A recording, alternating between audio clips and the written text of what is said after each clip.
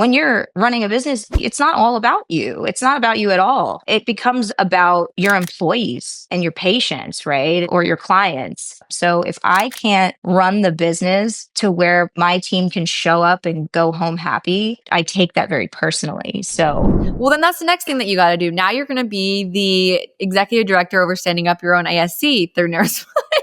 well, funny you mentioned that.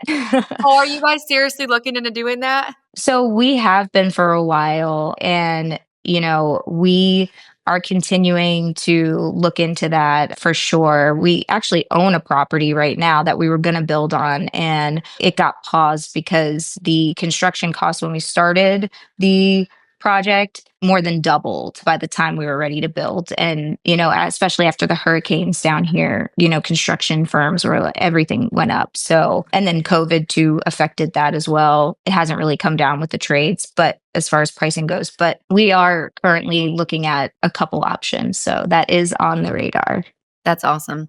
I think that's the way you stay private nowadays because like you said, the market is changing so much with these equity firms just eating up private practice. And then it's like, that's all good and fine for the guys that are retiring in the next few years and have been partners for 40 and 50 years. But the people coming in or the people that still have, a lifetime of a career ahead of them, that really sucks because now you have this mega PE firm trying to manage and call the shots. And it's at the end of the day, they don't make the best decisions for the patient. They make the best decision for their pockets. And if you can stay private and have your own ASC, all the more power to you, because in my mind, that's the middle finger up to them of like, you can't touch us anymore. Well, I mean, it has been a big thing. And it's not only that, but hospitals, they're trying to employ as well. And, it's funny because I mentioned that I'm getting my my executive MBA at USF. And we just my group did a case study on a big MSO and kind of what their challenges were recruiting against,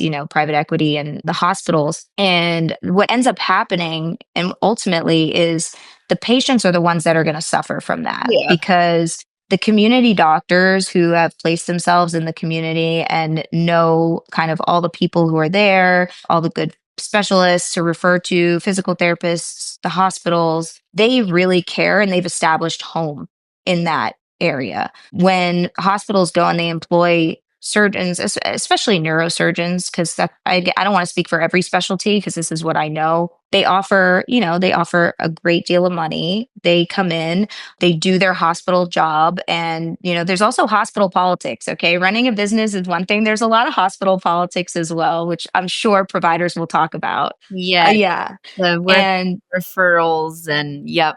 Yeah. Yeah. So, I mean, there's going to be politics, organizational politics everywhere you go. Mm-hmm. But what happens is if that, surgeons don't want to stay for whatever reason, they up and leave and they go to the next job that will offer them, a bunch of money, which you can't blame them. I mean, if they're open to doing that, you can't blame the physicians for taking on different opportunity if they're unhappy or whatever the case may be. But the patients that they were treating are not going to follow up with their doctor.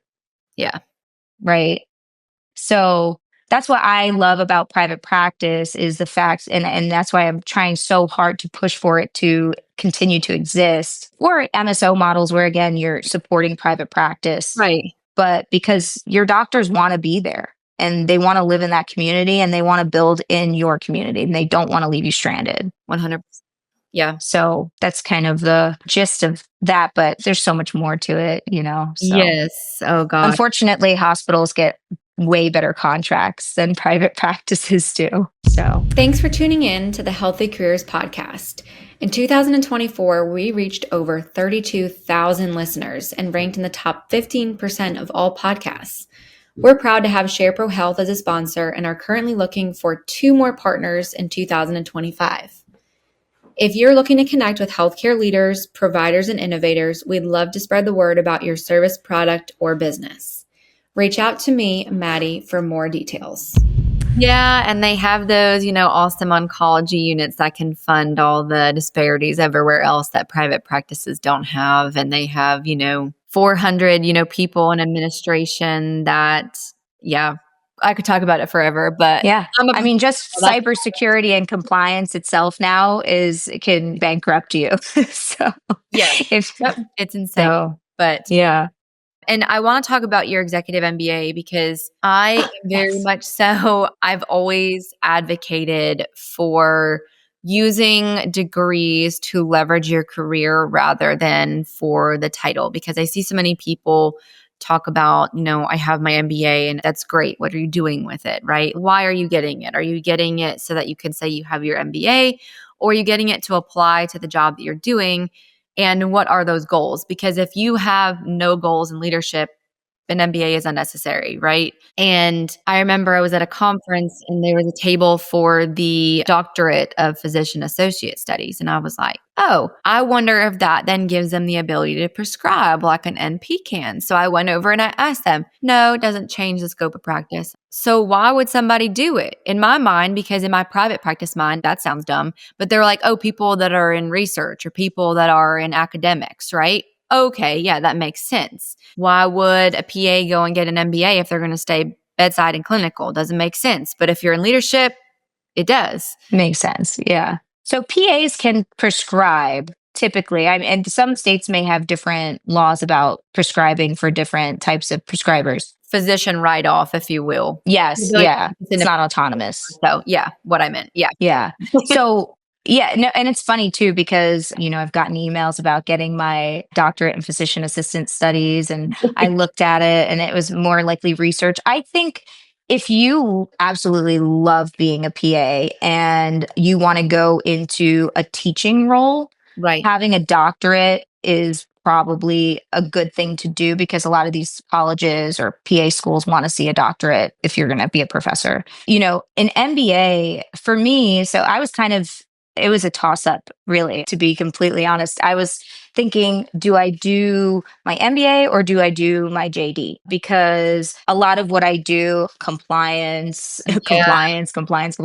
And, I do work with a lot of attorneys because a part of our practice, we do work with, personal injury patients as well. We treat all patients, really, hospital, elective, personal injury, whatever. We treat everyone.